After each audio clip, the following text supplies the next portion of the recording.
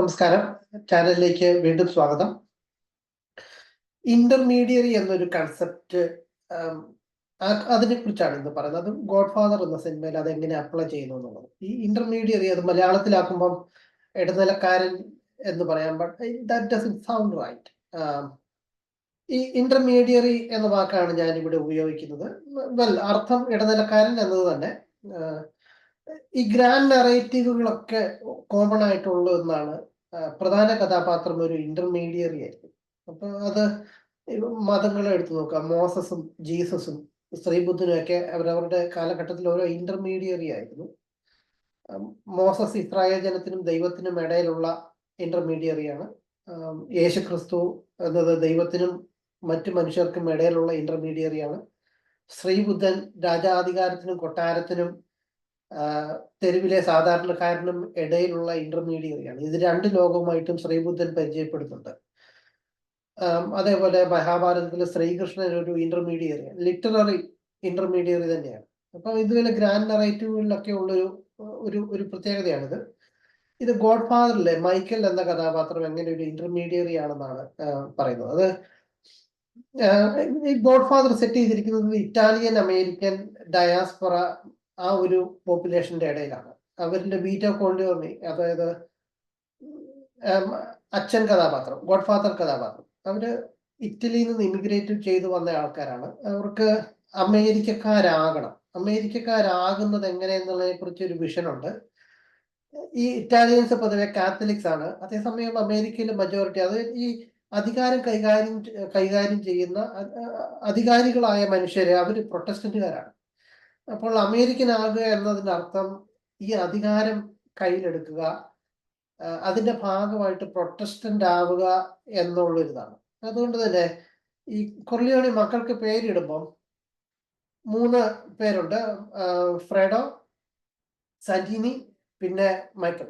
അതില് സാന്റീനിയാണ് മൂത്തത്, freddo രണ്ടാമത്തവൻ, Michael മൂന്നാമത്തവൻ. ഈ ഫ്രെഡോയും സാന്റീനിയും രണ്ടും ഇറ്റാലിയൻ പേരുകളാണ്. അവരിൽ ഒരാൾ സാന്റീനി കൂടുതൽ ഹാർഡ് മനുഷ്യനാണ്. അയാൾ പെട്ടെന്ന് വയലൻസിലേക്ക് എർപ്റ്റ് ചെയ്യും. അങ്ങനെ ഒരു അല്പം ഹോട്ട് ഹെഡഡ് ആയിട്ടുള്ള ഒരു ക്യാരക്ടറാണ്. അതേസമയം ഫ്രെഡോ വല്ലാതെ സോഫ്റ്റ് ആണ്. Too hard, too soft, and the third one is just in between, അത് ജസ്റ്റ് റൈറ്റ്. അതാണ് മൈക്കൽ എന്നുള്ള ക്യാരക്ടർ. ഈ മൈക്കൽ എന്നുള്ള പേര് അമേരിക്കൻ പ്രൊട്ടസ്റ്റന്റുകാർക്കിടയിൽ കൂടുതൽ കോമൺ ആയിട്ടുള്ള ഒരു പേരാണ്. ഈവൻ കത്തോലിക്സിൽ മൈക്കൽ ഉണ്ട്. എന്നാലും ഈ മൈക്കൽ എന്നത് അതിന്റെ റൂട്ട്സ്, അതായത് റിലീജിയസ് റൂട്ട്സ് പെട്ടെന്ന് തിരിച്ചറിയാൻ പറ്റാത്ത പേരുകളിൽ ഒന്നാണ്. അപ്പൊ അതാണ് ഈ മൂന്നാമത്തെ ആള്.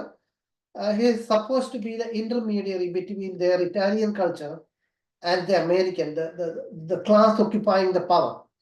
അതുകൊണ്ടാണ് ഗോഡ് ഫാദർ മരിക്കാൻ പോകുന്നതിന് തൊട്ട് മുമ്പ് മൈക്കലിനോട് പറയുന്നത്, I thought when you grow up you could be the one pulling the strings എന്ന്. അതായത് അധികാരം കയ്യിലുള്ള ആള്. അതിന് തുടർന്ന് പറയുന്നുണ്ട് കേണൽ കൊർലിയോണി, സെനറ്റർ കൊർലിയോണി എന്ന്. അതായത് ഗവർണർ കൊർലിയോണി എന്ന്, കേണൽ അല്ല. അപ്പൊ അതായത് ഈ മൈക്കൽ വളർന്നു വരുമ്പോൾ അമേരിക്കയിലെ അധികാരം കൈയാളുന്ന ആ ഒരു ക്ലാസ്സിലേക്ക് ആകുകയും അയാള് ഒന്നുകിൽ ഒരു സെനറ്ററോ ഗവർണറോ ഒക്കെ ആവുകയും ചെയ്യുന്നു എന്നുള്ളതായിരുന്നു ഈ അച്ഛന്റെ ഡ്രീം. അതേസമയം മൈക്കല് എത്തിച്ചേരുന്നത് അച്ഛൻ എന്താണോ ആഗ്രഹിച്ചത് അതാകാതെ, മറിച്ച് ഈ അച്ഛന്റെ അതേ റോള് കൈകാര്യം തുടർന്ന് പോകുന്ന ഒരാളാവുകയാണ് മൈക്കൽ ചെയ്യുന്നത്. അതേസമയം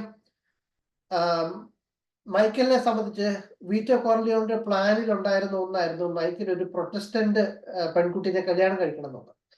അപ്പൊ മൈക്കൽ ആദ്യം ഇവരുടെ പെങ്ങളുടെ കല്യാണത്തിന്റെ ആ ഒരു തുടക്കത്തിലെ സീനിലേക്ക് മൈക്കൽ വരുമ്പോൾ അവരുടെ കൂടെ ഡയാൻ കീറ്റനുണ്ട്, കെ എന്നാണ് പേര്. അതൊരു പ്രൊട്ടസ്റ്റന്റ് ക്യാരക്ടറാണ്.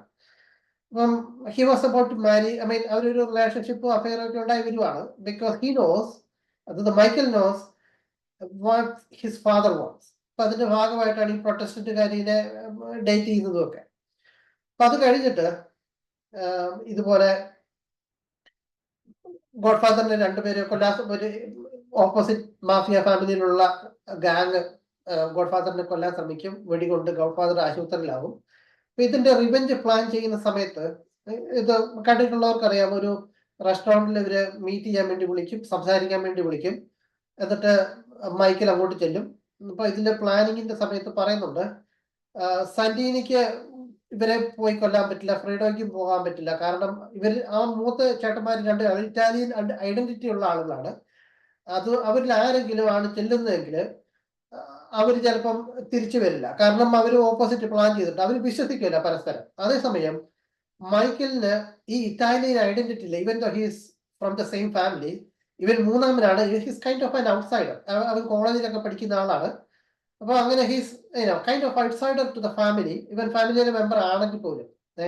അപ്പൊ അങ്ങനെ ഈ ഔട്ട്സൈഡർ ഒരു ക്വാളിറ്റി മൈക്കിളിനുള്ളത് കൊണ്ടാണ് Michael could play the intermediary between the villain and ഈ കൊല്ലിയോണി ഫാമിലി മറ്റ് ഫാമിലികളും തമ്മിലുള്ള ഒരു ഇന്റർമീഡിയറി ആയിട്ട് വർക്ക് ചെയ്യാൻ മൈക്കിളിന് കഴിയുന്നത് ഇയാളുടെ ഈ ഔട്ട്സൈഡർ ഐഡന്റിറ്റി കാരണമാണ്. ഈ ഔട്ട്സൈഡർ ഐഡന്റിറ്റി ഉണ്ടാകാനുള്ള കാരണം അപ്പൻ മകനെ കൂടുതൽ അമേരിക്കക്കാരനാകാൻ വേണ്ടി പ്ലാൻ ചെയ്തത് കൊണ്ട് വന്നതാണ് അയാൾക്കുള്ള ഐഡന്റിറ്റി, ആ ഒരു ഇന്റർമീഡിയറ്റ്. ഇനി ഈ ഇവരെ രണ്ടുപേരെയും കൊന്ന് റിവെഞ്ച് എടുത്തതിന് ശേഷം മൈക്കിന് കുറച്ചു കാലം ഇറ്റലിയിലേക്ക് പോകുന്നു. അവിടെ ഇറ്റലിയിൽ ചെന്നിട്ട് ഈ കൊർലിയോണി ഫാമിലി ഇറ്റലിയിൽ എവിടെ നിന്നാണോ വന്ന ആ ഗ്രാമത്തിലേക്കാണ് തിരിച്ചു പോകുന്നത്. അപ്പൊ അവിടെ ചെന്നിട്ട് അവിടെ ഒരു ഇറ്റാലിയൻ പെൺകുട്ടിനെ, കാത്തലിക് പെൺകുട്ടിനെ കല്യാണം കഴിക്കുകയൊക്കെ ചെയ്യുന്നുണ്ട്. അങ്ങനെ അയാളുടെ ഒറിജിനൽ കൾച്ചറും ഇനി അമേരിക്കൻ ഇറ്റാലിയൻസിന്റെ ഒരു കൾച്ചറുണ്ട്. അയാൾ വരുന്നത് അവിടുന്നാണ്. അപ്പൊ ഈ രണ്ട് ലോകങ്ങളും ഈ രണ്ട് കൾച്ചറുകളും തമ്മിലുള്ള ഒരു ഇന്റർമീഡിയറി ആവുകയാണ് മൈക്കിള് പിന്നീട്. അങ്ങനെ അയാളുടെ ജീവിതത്തിന്റെ അയാൾ ഇടപെടുന്ന സമൂഹത്തിൽ അയാൾ എങ്ങനെയൊക്കെ ഇടപെടുന്നു, അതായത് കുടുംബം എന്നുള്ളതില് മറ്റു സമൂഹത്തില് മറ്റു ഫാമിലി മാഫിയ ഫാമിലികൾക്കിടെ ആ ഒരു ക്രൈം സിൻഡിക്കേറ്റിനുള്ളിൽ ഇയാള് എന്തൊക്കെ രീതിയിൽ ഇടപെടുന്നുണ്ടോ അവിടെ എല്ലാം ഇയാള് ഒരു ഇന്റർമീഡിയറി റോളാണ് മൈക്കലിനുള്ളത്. അതുകൊണ്ടാണ് that's one of the reasons എന്താണ് ഈ മറ്റ് ഗ്രാൻഡ് നെറേറ്റീവുകളെ പോലെ സിനിമയില് ഗോഡ് ഫാദറും ഒരു ഗ്രാൻഡ് നെറേറ്റീവ് ആയത്. ഇത്രയും പറഞ്ഞത് ചിലപ്പോൾ നിങ്ങൾക്ക് ഇത് ഇൻട്രസ്റ്റിംഗ് ആയി കാണും. ഇൻട്രസ്റ്റിംഗ് ആയെങ്കിൽ ഇത് എൻ്റെ ഒറിജിനൽ ഐഡിയ അല്ല എന്ന് ആദ്യം പറയട്ടെ. ഞാനൊരു ഡോക്യുമെന്ററി കാണുമായിരുന്നു, ദ പവർ ഓഫ് ഫിലിം എന്നും പറഞ്ഞ് HBO മാക്സിലുണ്ട്. അപ്പൊ അതിലൊരു എപ്പിസോഡിൽ പറയുന്നത്, it's a collection of video essays, ആ ഒരു സീരീസ്. നല്ലൊരു സീരീസ് ആണ്. അപ്പൊ അത് ഇങ്ങനെ ഒരു അതിൽ നിന്നുള്ള ഒരു കാര്യം പറഞ്ഞുകൊണ്ട് വീഡിയോ സീരീസ് അല്ലെങ്കിൽ ആ ഒരു it's kind of informational documentary എന്ന് വേണേൽ പറയാം. അങ്ങനത്തെ ഒരു സീരീസ് ഒന്ന് ഇൻട്രൊഡ്യൂസ് ചെയ്യാമെന്ന് കരുതി. അപ്പോൾ വീണ്ടും നമസ്കാരം. See you again.